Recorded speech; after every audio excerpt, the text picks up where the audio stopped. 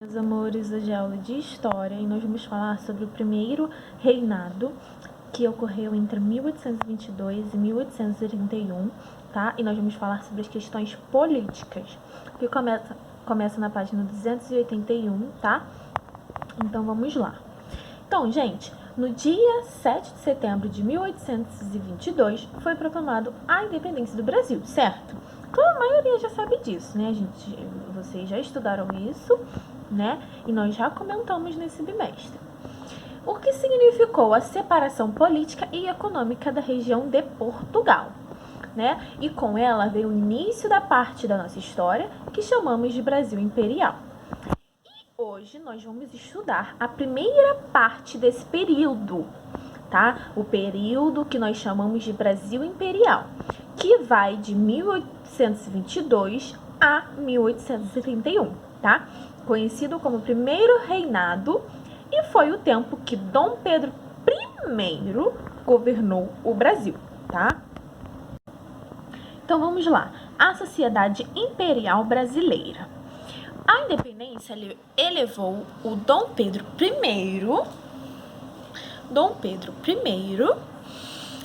a imperador de um grande território que ainda convivia com a instabilidade da separação. Deixa aqui do lado, Dom Pedro. Dessa maneira, o seu governo tinha como principais objetivos, gente, era de impedir a recolonização e a divisão do espaço territorial brasileiro. Então, o imperador de um grande território, né, que ainda convivia com a instabilidade de separação, dessa maneira, ele,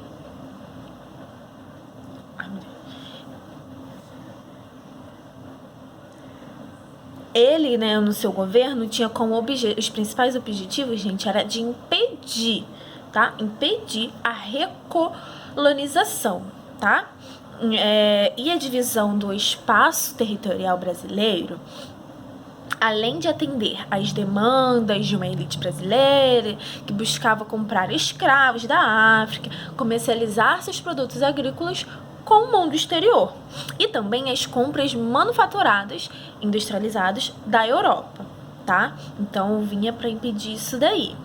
Então, assim, essa elite brasileira que vinha se formando desde o início da colonização do Brasil, mas foi no final do século, foi mais marcado, tá? No final do século de 18, tá? Que ela começou a ter mais força, né? Devido aos lucros que obtinham com o comércio. Então, foi no finalzinho do século XVIII que começou a ter mais forças, tá? Então, a chegada da família real e o estabelecimento de medidas de liberdade econômica tornaram essa elite cada vez mais rica e poderosa, tá? Então, cada vez mais elas ficaram ricas e poderosas. E assim, por maiores liberdades, ela foi o principal grupo de apoio de Dom Pedro I pela independência, tá? Então assim, mas aí a gente vai se perguntar, né? Mas quem fazia parte dessa elite? Quem era essa elite, né? Então a gente vai ver agora. Então, gente, essa elite era formada por grandes fazendeiros, escravistas e negociantes. Ó, grandes fazendeiros, né? Escravistas e negociantes. Ó. É importante também dizer, né, que vocês entendam, que muitas vezes uma mesma pessoa ou família estava envolvida com 3 atividades, e ao longo de todo esse período imperial, essa elite recebeu títulos de honra dos imperadores, como barral, conde, visconde, etc. Tá? É legal a gente saber disso. E a outra parte dessa sociedade brasileira era dos homens e mulheres livres de classe média, tá? Do meio urbano. Então, ela é formada principalmente por funcionários públicos, médicos e advogados e jornalistas. Tá vendo? Eles tinham classe média, então eles tinham carros, eles se vestiam bem, tá? Quem se vestia melhor eram os fazendeiros, os negociantes, né? E depois, em segundo lugar, vem o pessoal da classe média, né? Que eram os advogados, jornalistas, os médicos, tá? Aí, e além deles, também existiam as pessoas pobres, né? Que formavam essa elite, que eram formadas por libertos, que eram os ex-escravos, tá? Camponeses e trabalhadores. Ó, eram trabalhadores. Então, eles trabalhavam de várias formas. E, principalmente, gente, vendendo gado, como fazendeiro, tá? Então, eu trouxe essa imagenzinha assim. E, por último, tá? Que fazia parte dessa elite, né? Dessa sociedade, era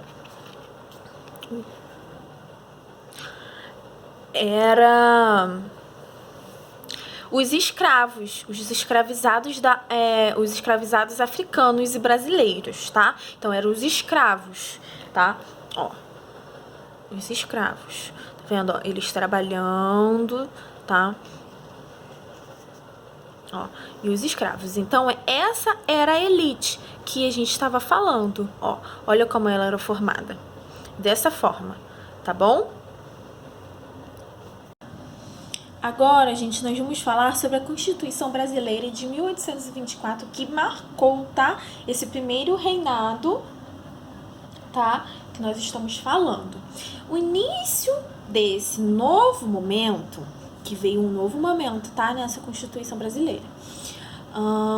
Da história brasileira também mostrou que era necessário constituir as instituições políticas e econômicas brasileiras, além de definir quem era membro ou não dessa sociedade brasileira, a sociedade do Brasil. Que, por outro lado, como não desejavam mudanças bruscas, a monarquia, sob o comando de Dom Pedro, foi mantida, assim como a estrutura do império, tá? Então, foi mantido isso daí. Então, assim, para definir algumas questões que eram necessárias para criar uma Constituição, houve várias assembleias, tá? Com o objetivo de debater e escrever uma Constituição, tá? E aí, o Dom Pedro convocou eleições para os membros dessa Assembleia, né? E, todavia, ela só começou seus trabalhos no dia 2 de maio de 1823, tá? Então, assim, os membros da Assembleia criaram um projeto, tá? Da Constituição, que determinava o voto censitário, no qual só poderia votar aqueles que estivessem uma renda mínima e uma grande força do legislativo, tá? Perante o poder executivo. Além disso, buscava restringir a participação de portugueses que moravam no Brasil. Então, assim, o Dom Pedro, ele não gostou, tá, desse projeto, pois não queria que o seu poder estivesse subordinado, tá? Então, assim, com esse projeto, o poder dele ficou meio subordinado. Então, ele não gostou, né? Então, os portugueses continuavam sendo uma grande base de apoio. Então, assim, dessa forma, o imperador nomeou uma comissão de 10 homens, tá? De sua confiança, é claro, que iria escrever uma nova Constituição. Então, aqui, ele fez com que escrevessem uma nova Constituição, tá? E essa nova Constituição foi escrita dia 25 de março de 1824, tá? E no novo texto foi ortogado à nação, ou seja, foi imposto à população brasileira, tá? Então, vamos ver os principais pontos dessa Constituição, tá bom? Um dos pontos principais dessa Constituição foi a monarquia constitucional, tá? O catolicismo como religião oficial, legislaturas de 3 anos para a Câmara de Deputados, o voto censitário, definição dos cidadãos, divisão dos poderes em legislativo, executivo, judiciário e moderador, tá? E Senado vitalício, tá? Então, assim, além disso, é importante dizer que é importante a gente saber, tá? Que a Constituição tinha um caráter conservador, tá? Pois ela o quê? Ele impedia o voto de homens pobres e todas as mulheres que eles se candidatassem ao Congresso, excluía grande parte da sociedade brasileira, tá? Então, assim, e de exercer, né, a cidadania política. Então, eles excluíam, tá? Então, assim, nesse sentido, a Constituição, ela tinha um objetivo de criar uma harmonia entre os poderes, tá? Então, assim, ela tinha o maior objetivo de criar a harmonia só entre os poderosos, tá? Assim, nos anos seguintes, os movimentos separatistas do Brasil e as revoltas contra os autoritarismo de Dom Pedro, acompanhados de uma grande instabilidade social e econômica. Então assim, depois veio, né, tudo isso e trouxe uma estabilidade social e econômica, tá? Então, a aula de hoje foi isso, tá? Nós só vamos falar sobre esses 2 pontos que nós falamos hoje, sobre a sociedade imperial brasileira e sobre a Constituição brasileira de 1824, que marcou, foi esses pontos que mais marcou o primeiro reinado, tá bom? Então, assim, agora deixo as atividades da página 245 e 286 para vocês realizarem, tá bom? Até a próxima, beijinhos, tchau, tchau.